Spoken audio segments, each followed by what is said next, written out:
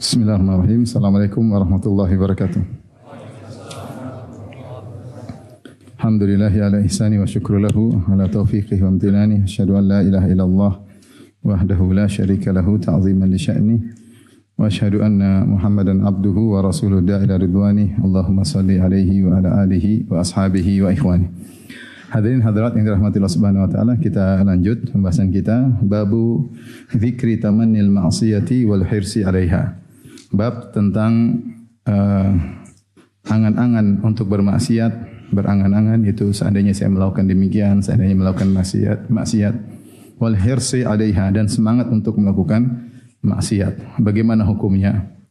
Yaitu Al-Imam Muhammad bin Abdul Wahhab ingin menjelaskan orang yang berangan-angan ingin melakukan maksiat, maka dosanya seperti pelaku maksiat. Dan yang bersemangat melakukan maksiat meskipun tidak berhasil, sudah melakukan sebab-sebab, maka dia juga seperti pelaku maksiat. Kemudian beliau bawakan hadis fi sahihain dalam Sahih Bukhari dan Sahih Muslim an Abi Bakrah radhiyallahu taala anhu anna Rasulullah sallallahu alaihi wasallam bersabda, "Idzal taqal muslimani bisayfayhima fal qatil wal maqtulu finnar." Jika telah bertemu dua orang muslim sama-sama membawa pedang, dengan pedang mereka berdua, maka yang membunuh dan terbunuh masuk neraka. Qalu, para sahabat bertanya, "Ya Rasulullah, hadzal qatil." Kalau yang bunuh jelas dia masuk neraka karena dia telah membunuh orang. Fama balul maqtul? Lantas kenapa yang terbunuh juga masuk neraka? Qala innahu kana harisan ala qatli sahibihi.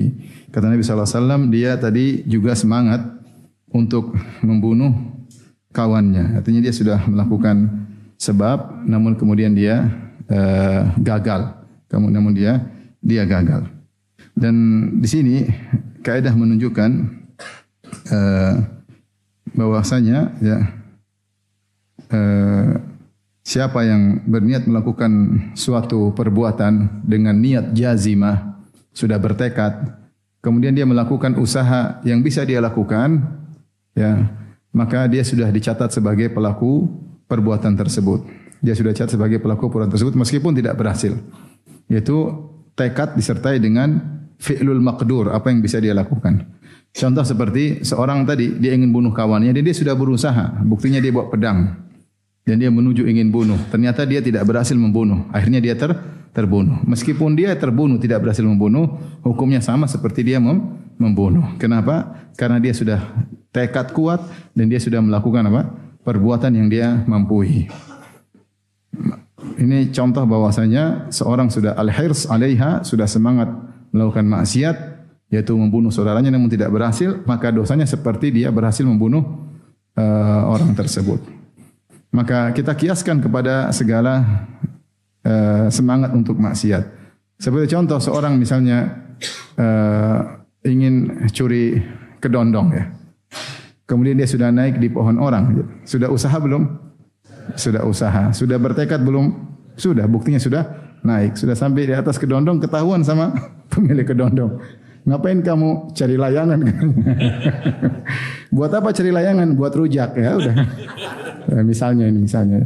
Jadi tetap dicatat sebagai pencuri kedondong meskipun tidak berhasil. Seorang yang misalnya mau mencuri, kemudian dia bawa tangga taruh di dinding, kemudian dia naik, baru mau muncul, tahu-tahu ada pemilik rumah di bawah. Ngapain kamu? Ya udah, nggak apa-apa, mau lihat-lihat aja. Nah, ini tetap apa? Dicatat sebagai pencuri meskipun tidak berhasil. Kenapa? Karena sudah terkumpul pada dia dua syarat, yaitu iradah jazimah, yaitu keinginan yang kuat atau al-azm, tekad. Yang kedua fi'lul maqdur, kata Ibnu Taimiyah. Fi'lul maqdur itu yang melakukan apa yang bisa dia lakukan. Dia sudah optimal berusaha tapi mentok di situ. Mentok di situ. Sama seperti seorang misalnya dia main medsos atau buka internet, kemudian dia buka situs-situs yang terlarang, ternyata terblokir, semuanya tercatat. Karena dia sudah berusaha. Dia sudah pasang VPN, ternyata gagal, maka ternyata kuotanya habis. Dia sudah melakukan usaha enggak? Sudah, tetap tercatat seakan-akan dia berhasil, ya. Maka semua perbuatan maksiat yang disertai usaha, maka dicatat sebagai dosa melakukan maksiat tersebut meskipun tidak berhasil, ya. Sebagaimana tadi, makanya para sahabat mengatakan Yang membunuh jelas masuk neraka. Hadal qatil. Fama balul maqtul. Lantas kenapa yang terbunuh juga masuk neraka? Kata Nabi SAW, innahu kana harisan ala qatli sahibi. Dia tadi sudah semangat bawa pedang, semangat bunuh kawannya, tapi dia kedahuluan apa? Terbunuh. Maka dia hukum juga seperti membunuh. Tapi kita lanjutkan. Hadis berikutnya, wa an Abi Kabsyah al-Anmari radhiyallahu anhu marfu'an, itu secara marfu' dari Nabi SAW. Rasulullah bersabda, "Mathalu hadhil ummah kamathali arba'ati rijal."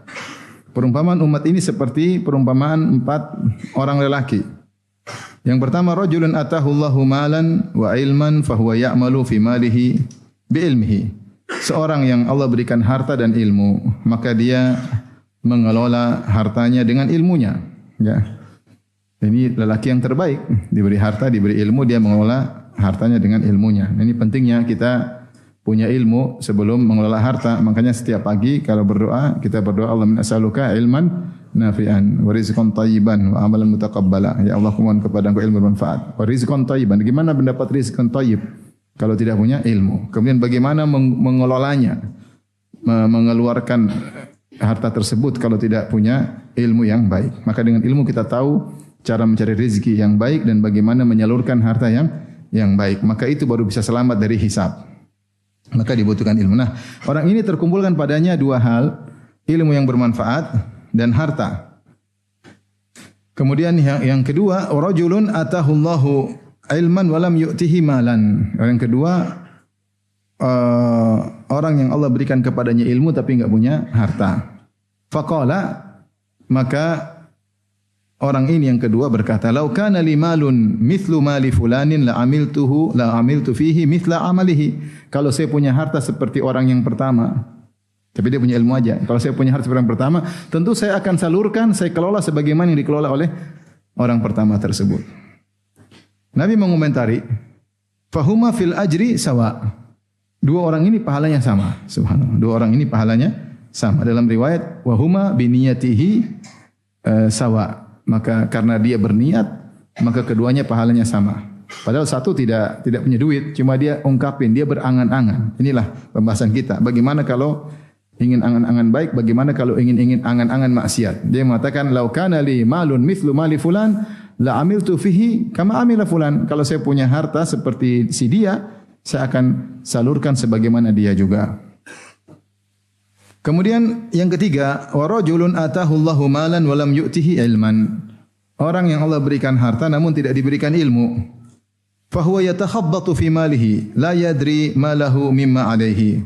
Maka dia bingung tentang harta yang dia kelola. Dia tidak tahu mana yang harus boleh dia gunakan dan apa kewajiban yang harus dia salurkan.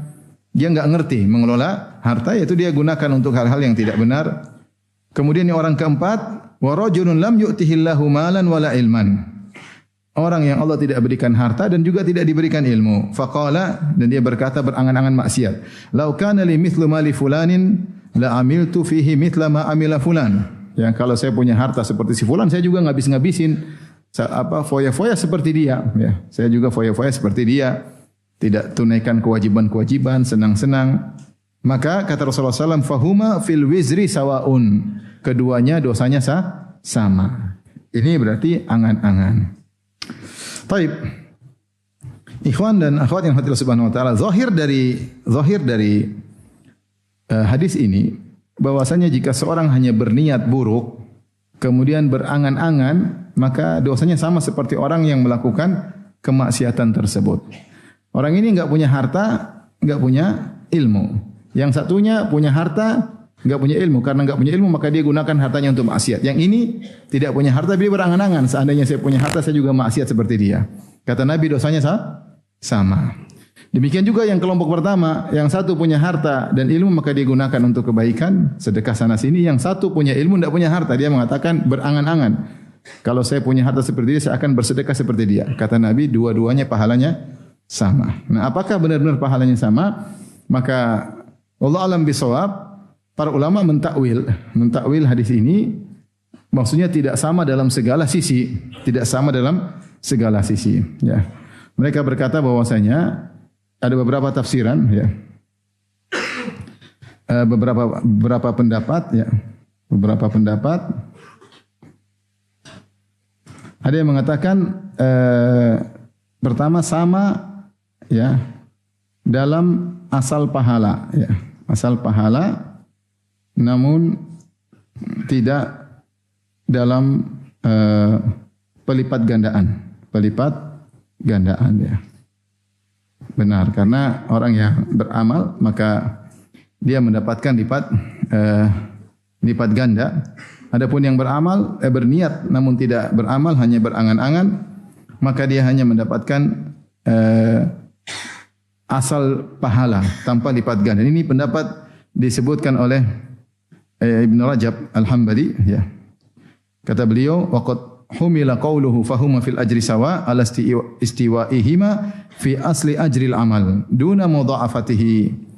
Bahwasanya dibawakan kepada bahwasanya sama dalam asal pahala tanpa lipat ganda. Fal mudha'afatu yakhtassu biha man amilal amal. Maka lipat ganda hanya ditujukan, dikhususkan kepada orang yang beramal, bukan sekedar berniat.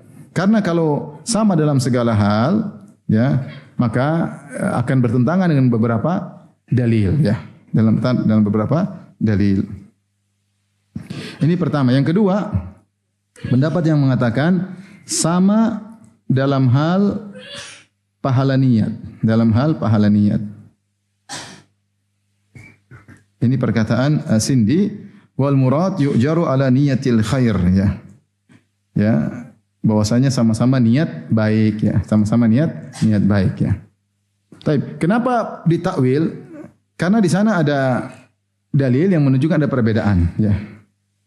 Ya, karena ada dalil yang menunjukkan perbedaan.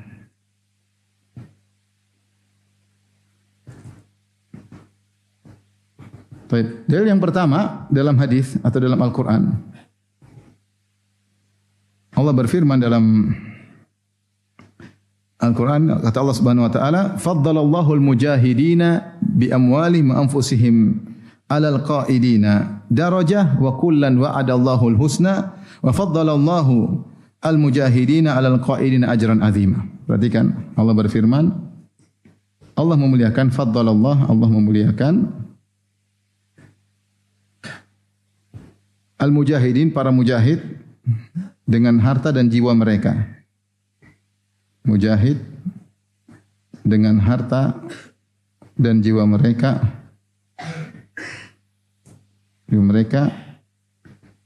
satu derajat di atas orang-orang yang tidak berjihad.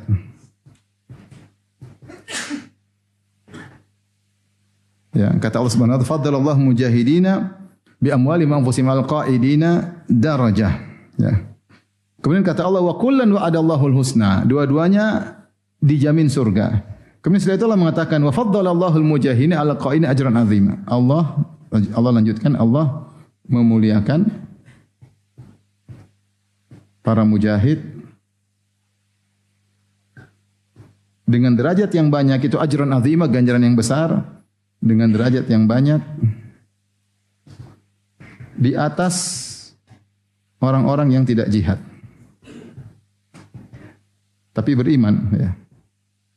Maka Ibnu Abbas menafsirkan rahimahullahu taala, perhatikan di sini ada dua model. Pertama, Allah memuliakan para mujahidin di atas orang-orang yang tidak berjihad satu derajat. Pada bagian paragraf pertama Allah mengatakan Allah muliakan satu derajat. Pada paragraf yang kedua Allah mengatakan ajran azimah, itu banyak derajat yang banyak. Apa bedanya? Kata Ibnu Abbas, orang yang tidak berjihad pada paragraf yang pertama maksudnya ahlul a'dzar, yaitu yang tidak berjihad karena ada uzur. Sakit misalnya, tertahan, tidak bisa berangkat, tidak punya kendaraan, seperti sebagian sahabat ketika mau perang Tabuk, mereka datang minta tunggangan, maka Rasulullah SAW mengatakan, kata Allah, "Qul la ajidu ma ahmilukum alaihi, tawallu wa a'yunuhum tafidhu minad dami hazanan alla yajidu ma yunfiqun." Ketika mereka, "Ya Rasulullah, adakah tunggangan, kita ingin perang Tabuk?" Kata Rasulullah, "Saya tidak punya tunggangan." Akhirnya mereka berpaling, mereka menangis ya. Ini tidak ikut jihad karena punya apa? Uzur. Seperti sakit, tidak punya tunggangan ya, atau tertahan. Yang kedua, perbandingan jadi sangat banyak Karena ya orang yang tidak berjihad maksudnya yang tidak berjihad tanpa uzur. Berjihad tanpa uzur. Sehingga perbandingannya banyak ya. Di sini yang punya uzur pun tetap di bawah orang yang benar-benar eksekusi jihad, benar-benar melakukan peperangan. Dan Allah mengatakan wa kullan wa'adallahul husna. Semuanya orang yang berjihad langsung dijamin surga dan orang yang tidak ikut jihad karena ada uzur juga dijamin apa? Surga. Cuma mana lebih tinggi derajatnya? Lebih tinggi yang berjihad langsung. Ini dalil bahwasanya beda antara sekedar amal dengan apa nih? Niat. Makanya kenapa para ulama mentakwil hadis tadi? Karena ada ayat yang menunjukkan akad tersebut. Ini semua menunjukkan beda antara beramal, mubasyaratul amal, beramal dengan sekedar niat. Dengan sekedar tekad ya, berbeda. Baik, dalil yang kedua adalah hadis. Hadis yang masyhur kata Nabi sallallahu alaihi wasallam, "Man hamma bi hasanatin falam ya'malha kutiba lahu hasanatun wahidah." Kata Nabi sallallahu alaihi wasallam, siapa yang berniat kebaikan namun tidak mengamalkannya dicatat berapa? Dicatat satu kebaikan. Makanya dicatat satu kebaikan. Wa in amila biha, kalau dilakukan jadi 10 kebaikan. Kalau dikerjakan jadi 10, diamalkan jadi 10. Jadi jelas beda. Jadi aturan pencatatan amal jelas. Kalau hanya sekedar niat, tidak beramal dapat berapa? 1. Kalau mengamalkan berarti berapa? 10. Maka ini makanya tadi ada dua pendapat, ada yang mengatakan bahwasanya sama. Ini pendapat Syekh Utsaimin juga ya. Pendapat Ibnu Rajab, ini pendapat Ibnu Rajab Al-Hambali. Ibnu Rajab Al-Hambali. Al-Hambali. Adapun ini pendapat siapa? Sindi. Taib. Ini semua berbeda ketika seorang sudah melakukan yang dia mampu. Kalau dia melakukan semampu, ini optimal yang bisa dilakukan meskipun tidak berhasil, maka dia dicatat pahala yang sama. Misalnya dia berjalan ingin menuju jihad, di tengah perjalanan dia sudah berjalan ternyata meninggal, ternyata sakit, dia sudah melakukan optimal yang dia lakukan. Ini yang kata Ibnu Taimiyah, beliau mengatakan maka pahalanya sama. Beliau berkata, "Man nawal khaira wa amala minhu maqdurahu." Siapa yang berniat baik kemudian dia melakukan yang mampu dia lakukan, ini optimal yang dilakukan. Ya. Wa ajiza an ikmalihi, dan tidak mampu menyempurnakan amalan tersebut, kana lahu ajru amilin, maka dia seperti pahala orang yang melakukannya. Yang kita bahas sekarang sekedar niat, sekedar angan-angan, belum ada action, paham? Tapi kalau sudah ada action dan semampu dia yang dia lakukan, maka pahalanya sama. Baik kebaikan maupun keburukan. Bahkan Syekh Ibnu Utsaimin rahimahullah mengatakan, "Innal ladzi la yaqdiru ala amalin muayyan, imma an yakuna lidzalikal amal badalun yaqdiru alaihi fa hadza la yuthabu 'alal amal idza lam ya'ti bi badalihi. Lianna law kana sahihan niyyah la amila dzalikal badal." Kalau seorang melakukan suatu amal dia tidak mampu, ternyata ada gantinya atau ada opsi lain atau alternatif yang lain yang mungkin mendekati dan dia berusaha melakukan optimal yang dilakukan, maka baru dia dapat pahala amal yang sama. Intinya harus ada usaha optimal, ternyata tidak berhasil, maka seperti sudah melakukan amal tersebut terkait dengan kebaikan maupun terkait dengan keburukan. Paham? Baik. Kalau begitu kita bisa simpulkan tentang masalah pahala, tentang masalah dosa dan pahala. Pahala ya. Baik. Kalau pertama sekedar niat dapat berapa? 1 pahala. Jika tidak diamalkan dapat 1 pahala. Ya. Kemudian jika dilakukan dapat berapa? 10 pahala. Kemudian jika dilakukan dengan optimal yang bisa dilakukan, optimal semampunya, meski tidak berhasil, berapa pahalanya? Sama, 10 juga. 10 kali lipat 10 pahala. 10 pahala. Adapun dosa, ya, dosa pertama, jika berniat, hanya berniat, dosa atau tidak? Jika berniat, dosa tidak? Kalau dia sampai pada tekad, dia ungkapkan, jika tekad sampai berangan-angan,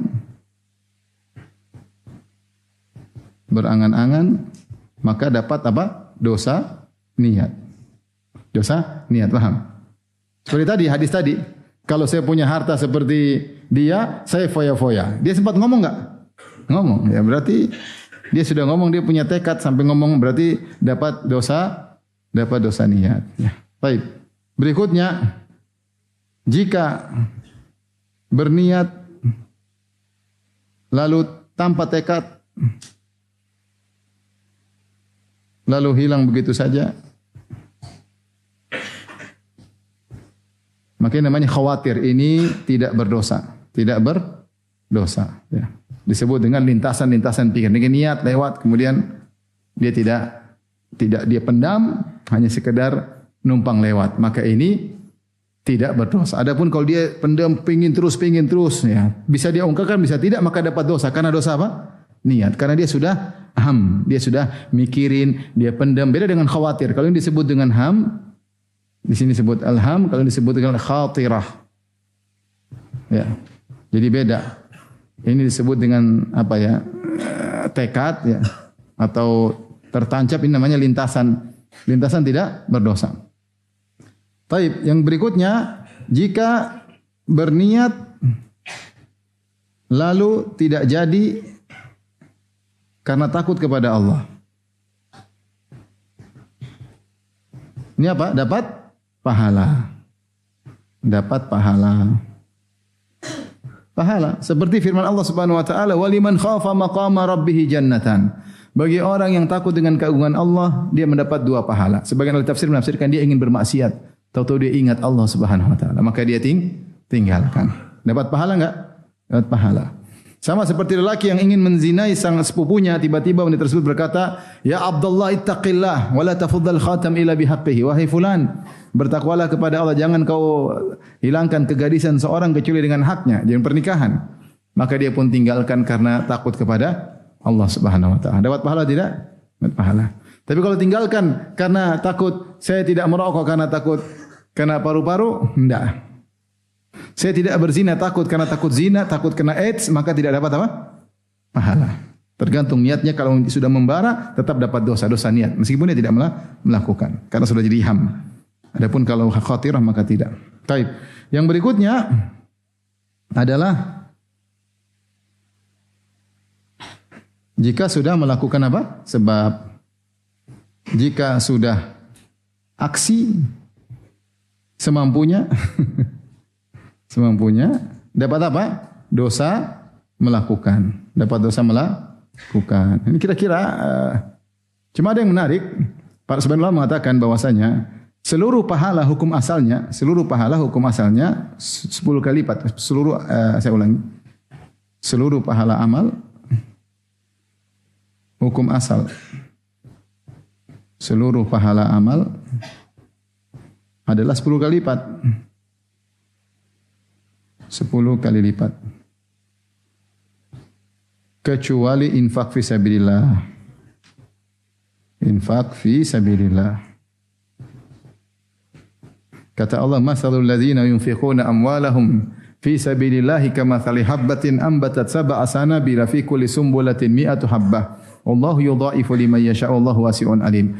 Perumpamaan orang yang berinfak di jalan Allah seperti biji yang ditanam kemudian menumbuhkan 7 bulir dan masing-masing bulir ada 100 biji. Berarti 1 biji jadi berapa? 700. Ini dalil bahwasanya infak fisabilillah minimal 700 kali lipat, ya. Sebenarnya memandang fisabilillah mencakup jihad dengan pedang dan jihad dengan lisan. Katanya dakwah termasuk jihad fisabilillah, ya. Oleh karenanya infak fisabilillah pahalanya minimal 700 kali lipat dan bisa lebih daripada itu. Kenapa? Karena efeknya yang luar biasa untuk tegaknya Islam. Islam tegak dengan Jihad dengan lisan atau jihad dengan pedang. Ya. Baik. Kita lanjutkan. Jadi ini dalil tentang siapa yang berangan-angan melakukan maksiat maka dia juga dapat dosa maksiat. Ya. Dosa niat. Kalau dia sampai melakukan sebab maka seperti dosa pelaku. Maka hati-hati seorang berangan-angan. Pingin sih misalnya, waliyadzubillah, saya pingin sih minum bir kayak gitu, gimana ya? Teler itu rasanya gimana ya? Pingin, sama. Kepingin, berangan-angan teler seperti apa? Seperti orang dosa.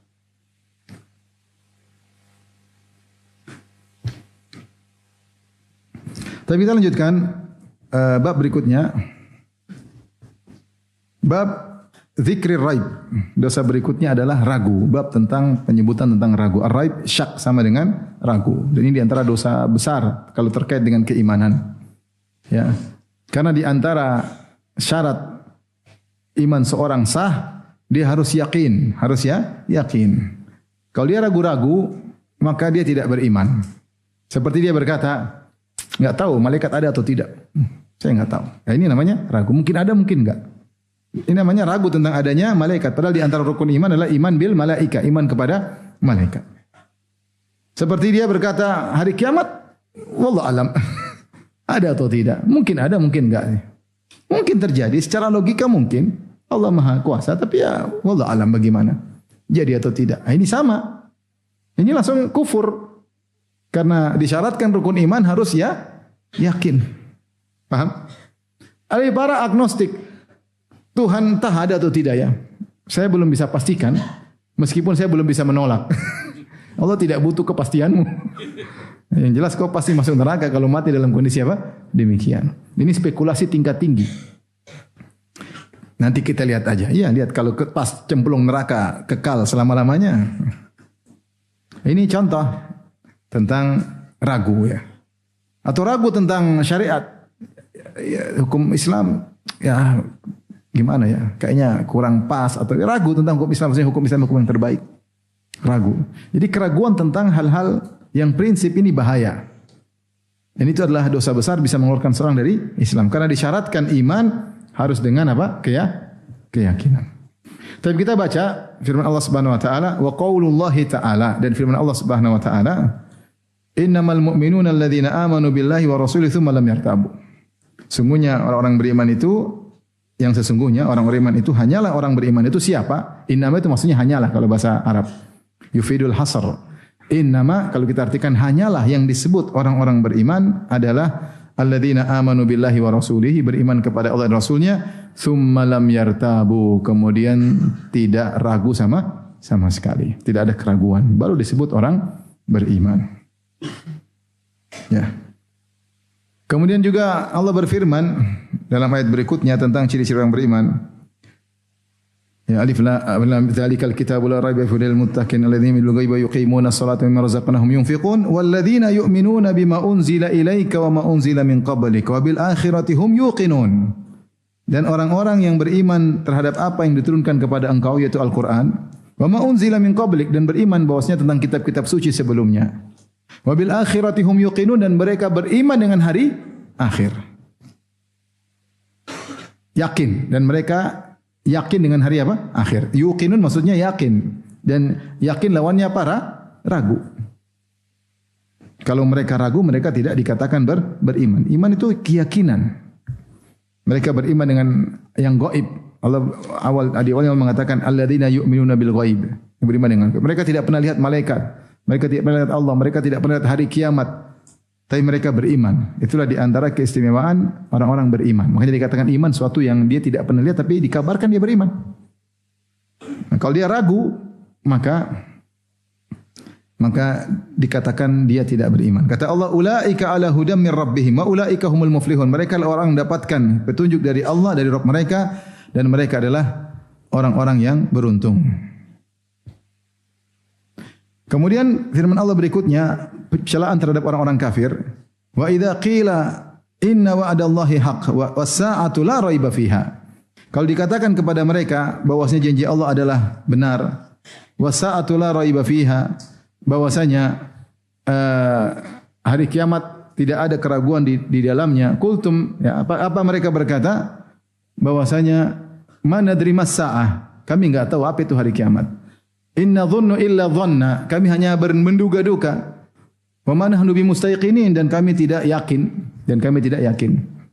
Ini Allah ceritakan tentang orang kafir. Jadi mereka ada perkataan inna dhunnu illa dhanna. Ma qultum ma nadri mas-saah. Apa itu hari kiamat?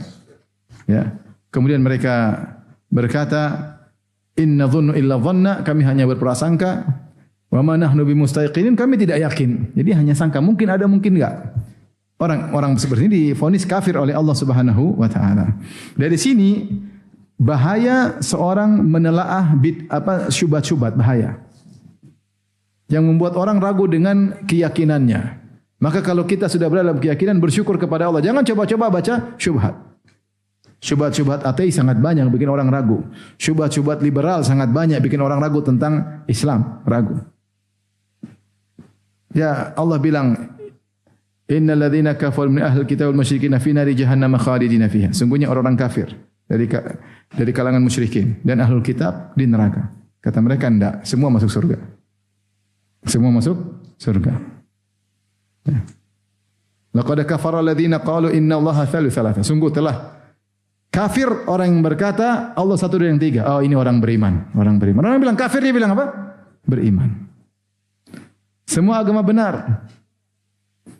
Dia ragu dengan ayat-ayat yang mengatakan mereka di neraka, ragu. Ngeri. Sehingga membuat ragu secara total tentang Islam. Seperti perkataan orang-orang liberal, mereka mengatakan Al-Quran bukan firman Allah, mengikuti akidah Asy'ariyah, karena Allah kalamnya kalam nafsi, bahasa jiwa. Al-Quran ini hanyalah ungkapan dari bahasa jiwa Allah. Allah tidak berfirman dengan lafal-lafal tersebut. Ini hanyalah makhluk, hanya perkataan makhluk. Kemudian orang liberal mengatakan Al-Quran ini hanyalah ungkapan dari Muhammad terhadap, karena Allah berbicara tanpa suara, tanpa tulisan, tanpa bahasa. Ini tentu kesesatan. Yang benar Allah berbicara dengan bahasa yang Allah kehendaki, dengan suara yang didengar oleh Nabi Adam, oleh Nabi Musa. Cuma ini syubhat. Mereka mengatakan Allah berbicara tanpa suara, tidak bisa didengar, tidak bisa dengan bahasa apapun. Kalau begitu Al-Quran ini apa? Al-Quran ini adalah ungkapan dari bahasa jiwa Allah. Nah, Muhammad ini, perhatikan mereka ngeri sekali ngomongnya. Muhammad ini ketika dia mengungkapkan ide pokok Allah, dia memahami aja Allah pingin ini, maka dia ungkapkan dengan bahasa Arab yang disebut Al-Quran. Kata mereka Al-Quran ungkapan Muhammad. Nah, Muhammad ketika mengungkapkan ide-ide pokok Allah atau kehendak Allah dalam bahasa Arab, ada beberapa masalah. Pertama, dia mengungkapkan dirinya sebagai orang Arab, dan orang Arab punya tradisi tertentu, punya thaqafah, wawasan tersendiri. Ini pertama. Sehingga Muhammad terkontaminasi sebagai kondisi sebagai orang apa? Arab. Yang kedua, 1400 tahun yang lalu. Sehingga dia ungkapkan sesuai dengan konteks teks-teks yang relevan dengan zaman 1400 tahun yang lalu. Ini yang kedua. Yang ketiga, Muhammad belum tentu bisa mengungkapin semua yang diinginkan oleh Allah karena ilmu Allah sangat luas. Sementara Muhammad sangat terbatas. Sehingga mereka mengatakan Al-Quran ini hanyalah produk budaya. Ngeri. Kesimpulannya apa? Nah, kita zaman sekarang jangan terikat dengan tekstual, karena tekstual ini hanya budaya yang diungkapkan Muhammad yang cocok relevan di zaman 1500 tahun yang lalu. Nah, kita beristiad bikin hukum-hukum baru. Sehingga orang jadi ragu total dengan Al-Quran secara total. Dalam bahasa saya, seakan-akan mereka mengatakan, dan meskipun tidak langsung, tapi maksudnya Al-Quran sudah expired, sudahlah. Karena ini hanya produk budaya Muhammad terkait 1400 tahun yang lalu. Akhirnya, ayo kita bikin hukum sendiri yang relevan dengan zaman sekarang. Apa hasil produk hukum kalian? Homoseksual halal. Itu yang cocok relevan dengan zaman sekarang. Nikah sesama jenis, oke, makcus. Apalagi kemudian jangan, kita harus persamaan. Bukan cuma laki-laki yang boleh mencerai, perempuan juga boleh mencerai. Hancur. Kalau perempuan boleh mencerai, sehari dia ceraikan 3 kali suaminya. Yang keempat, bukan cuma perempuan kalau dicerai ada masa iddahnya. 3 kali kuru, 3 kali haid. Laki-laki juga kalau dicerai harus ada masa iddahnya. 120 hari. Bayangkan, lebih parah. Kalau perempuan 3 bulan, laki-laki 4 bulan. Dari mana seperti ini? Terus apa lagi? Jilbab tidak wajib. Kacau seperti ini. Doa bersama, wahai Tuhan semua umat. Kan persepsi Tuhan beda-beda. Yang satu bilang Tuhan punya anak, yang satu enggak. Mau disamakan bagaimana? Yang satu Tuhan dewa, satu Tuhan hewan. Tuhan seluruh umat. Siapa Tuhan seluruh umat itu? Beda-beda persepsi tentang apa? Tuhan. Produknya macam-macam. Maka tulislah mereka buku judulnya Fikih Lintas Agama. Ini buat orang ragu tentang Islam secara totalitas. Ya. Sampai di antara mereka membolehkan nikah beda agama. Ketika putrinya nikah sama seorang Yahudi, dia ngambek. Kalau semua agama sama, enak jadi Nasrani, ya enggak? Daripada jadi Islam, ini haram itu haram, ini haram itu haram. Nasrani kita minum khamr aman, ya enggak? Minum khamr boleh enggak? Boleh. Makanya saya pernah naik pesawat, ya. Pada dulu saya naik sama istri saya waktu itu di bisnis kelas. Pesawat orang Belanda, apa namanya? KLM ya, KLM. Pesawat. Kemudian ketika naik istri saya bercadar, saya pakai baju begini, baju ustadz gampangannya. Kemudian pramugarinya, ibu pramugari datang, kemudian dia tawarkan minuman. Saya pikir apple juice. Terus saya ragu, saya tanya ini apa? Katanya sempen. Apa tuh? Sampean apa sempen? Dia bilang, saya udah baju ustadz, masih dikasih apa? Bir. Ini mungkin pendeta muslim sama dengan pendeta Nasrani. Sama-sama boleh minum bir. Ya. Lebih enak mana? Ya enak jadi Nasrani. Ini boleh, itu boleh, ini boleh, itu boleh. Ini Islam, ini enggak boleh, ini enggak boleh. Kalau semua masuk surga, udah ngapain ini berislam? Mending agama yang lain. Tanya sama mereka, ateis masuk surga enggak?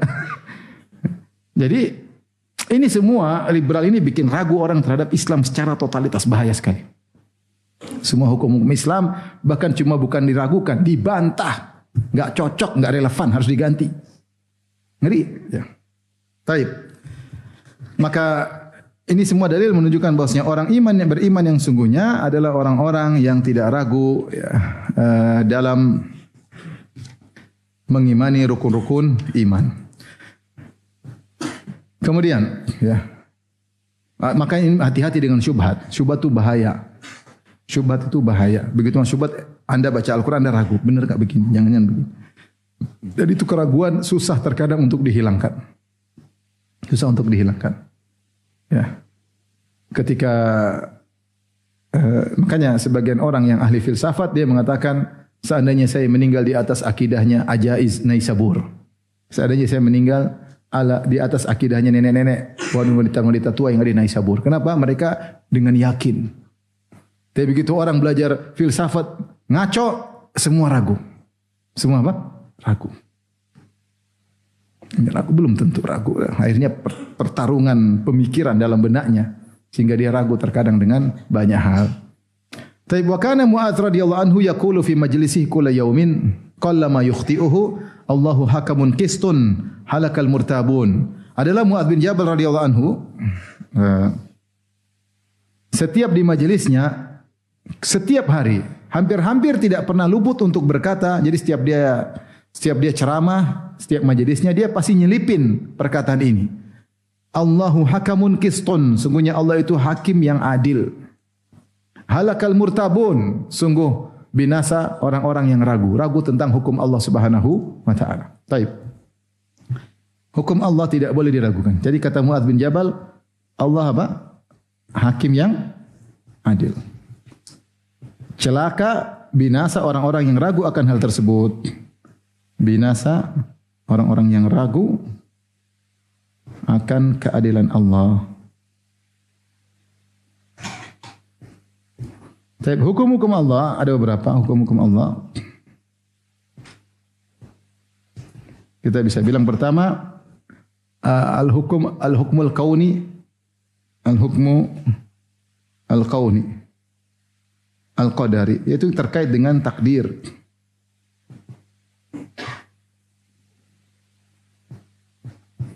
Yang kedua al-hukmu syar'i. Hukum syar'i, hukum syariat. Yang kata Allah afa hukmul jahiliyati yabghun, afa hukmul jahiliyati yabghun, ya. Hukum-hukum syar'i. Syariat. Ya. Termasuk di antaranya al-hukum al-jazai, hukum balasan. Ini semua ada undang-undang. Taib. Kita tidak boleh menuduh Allah tidak adil dalam semua hukum Allah. Ketika kita ditimpa dengan takdir yang buruk, kita tak meyakini Allah Maha Adil. Makanya di antara doa penghilang kesedihan, Allahumma inni abduk, ibnu abdik, ibnu amatik, nasiyati fi yadik, madin fiya hukmuk, adlun fiya qada'uk. Ya Allah, aku adalah putra dari hambamu, putra dari hamba perempuan ibuku, ubun-ubunku di tanganmu, madin fiya hukmuk, madin fiya hukmuk, adlun fiya qada'uk. Ini doa.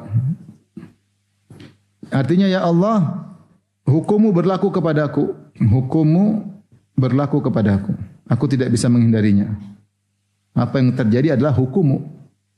Kemudian, adlun, keputusanmu adil kepadaku. Adil padaku. Ini doa penghilang sedih. Karena orang sedih itu menimpa sesuatu yang dia tidak sukai. Maka dia yakinkan dirinya. Adlun fiya qada'uk. Keputusanmu itu adil. Engkau maha adil. Wala yadhlimu rabbuka ahada. Rabbmu tidak akan mendolimi siapapun. Wama rabbuka bidhallami lil abid. Allah tidak akan mendolimi hamba-hambanya. Wama dhalamnahum walakin kanu anfusahum yadhlimun. Ya, Allah tidak mendolimi mereka, tapi mereka mendolimi diri mereka sendiri. Ini harus kita, jangan sampai kita ketika tertimpa, Allah kok begini? Ini bahaya. Celaka. Berarti kita ragu tentang adilan siapa? Allah. Hukum syariat, hukum yang berlaku. Ya, seperti hukum-hukum fikih, hukum-hukum fikih harus yakin bahwa itu adalah hukum yang terbaik, adalah hukum yang terbaik. Apa hukum al-jahiliyati yabghun ma ahsanu minallahi hukman? Siapakah yang lebih baik hukumnya daripada hukum Allah? Ya, perbandingan antara hukum Allah dengan hukum makhluk seperti sang pencipta dengan makhluk. Makanya sering dikatakan, ya ente percaya, ente akan lihat bagaimana aturan alam semesta. Siapa yang lihat aturan alam semesta, bagaimana dirangkai oleh Allah dengan luar biasa, mutqan, profesional, bagaimana matahari pada jarak tertentu, bulan, kemudian masing-masing kullun fi falakin yasbahun, masing-masing pada orbitnya. Bagaimana kita lihat satu siklus ya, siklus air, bagaimana air kemudian naik dengan cara kemudian turun masuk ke mana-mana. Wah, semua. Kita enggak usah lihat. Wa fi anfusikum afala tubsirun. Jadi kalian lihat saja bagaimana organ pernapasan, bagaimana organ aliran darah, luar biasa. Apapun yang kita lihat, kita tahu ini pencipta luar biasa, bikin aturan yang luar biasa. Makanya ahli fisika tahu, dalam alam semesta ini banyak rumus, ya enggak? Rumus ini, gaya ini. Semua sudah teratur dengan begitu rapinya, berjalan dengan tahun semakin demi tahun, mulai terungkap. Rumus-rumus yang berlaku di alam semesta begitu banyak. Tentang berjalannya alam semesta ini. Jadi dibikin bukan ngawur, tapi benar-benar luar biasa. Keterkaitan satu dengan yang lain. Ya. Maka mereka pasti bilang, ini luar biasa yang bikin alam semesta ini. Nah, kalau kamu mengakui bahwasanya pencipta konun, aturan alam ini luar biasa, tidak ada yang bisa bikin seperti ini. Siapa yang bisa bikin aturan seperti aliran darah, kemudian pernapasan? Enggak bisa, manusia enggak bisa. Yang bisa bikin alam semesta seperti ini luar biasa dengan keterkaitan satu dengan yang lainnya, dia ngaku ini hebat. Enggak ada yang bisa bikin seperti kecuali Tuhan. Ternyata Tuhan itu turunkan hukum-hukum aturan buat kamu. Kata dia, oh enggak, kalau aturan kehidupan enggak, saya punya aturan sendiri. Kan lucu. Harusnya kau tinggal terima. Kalau kau tahu bahwasanya Allah hebat dalam membuat aturan alam semesta, maka dia pasti juga hebat bikin aturan buat kamu karena kamu adalah yang dia ciptakan. Dia lebih tahu tentang kemaslahatanmu. Contoh aturan Allah, hukum qisas. Walakum fil qisasi hayatun ya ulil albab. Dalam praktek qisas menjaga kehidupan kalian wahai orang yang cerdas. Orang kalau tidak praktek qisas, nyawa murah, darah murah, bunuh sana, bunuh sini, duit banyak, bunuh. Masuk penjara, di penjara juga hidup foya-foya, aman. Tapi kalau qisas, enggak ada yang berani bunuh. Dia bunuh, dia juga dibunuh. Tapi hukum Allah ditolak, tidak relevan. Ini namanya kejam, hukum yang kejam. Ya, kejam. Terus yang dibunuh anaknya gimana? Yang dibunuh keluarganya, yang dibunuh bapaknya.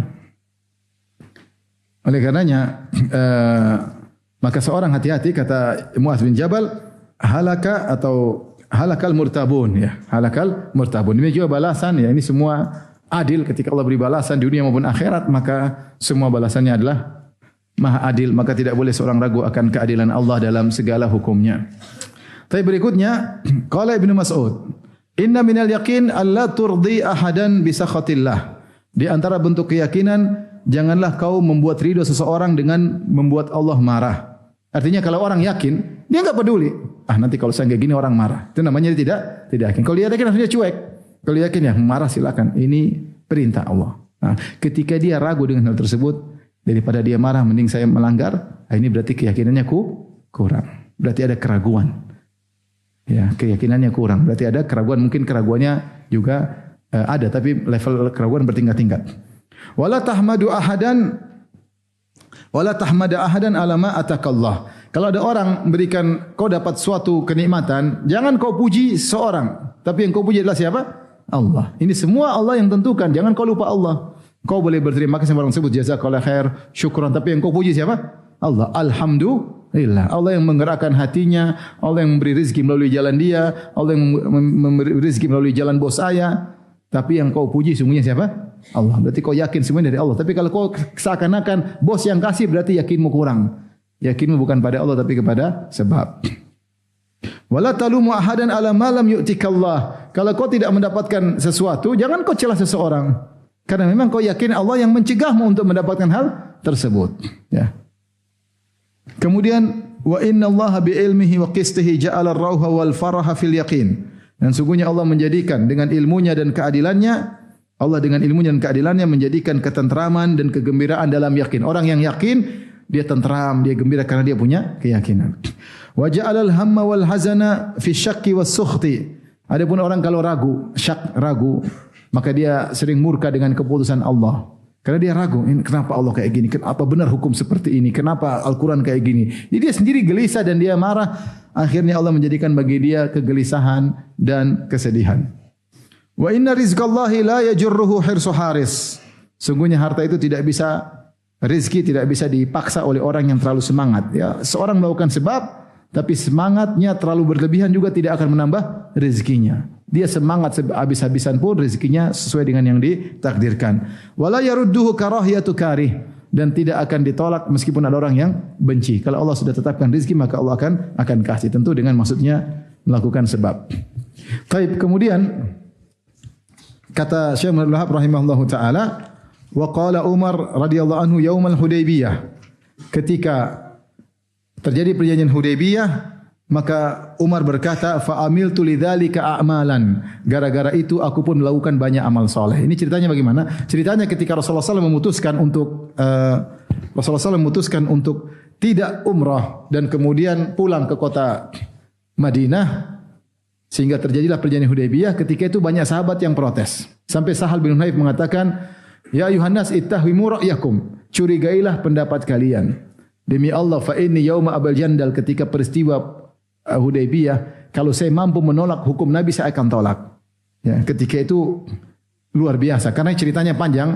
Perjanjian Hudaybiyah itu Rasulullah dan para sahabat sudah 6 tahun tidak pernah lihat Ka'bah. Kemudian tiba-tiba Nabi mimpi umrah. Maka mereka berangkat karena mimpi Nabi adalah benar. Mereka berangkat 1.000 orang, sudah sampai Hudaybiyah, sudah jalan 400 kilo, tinggal 20 kilo lagi umrah, tahu-tahu dicegah.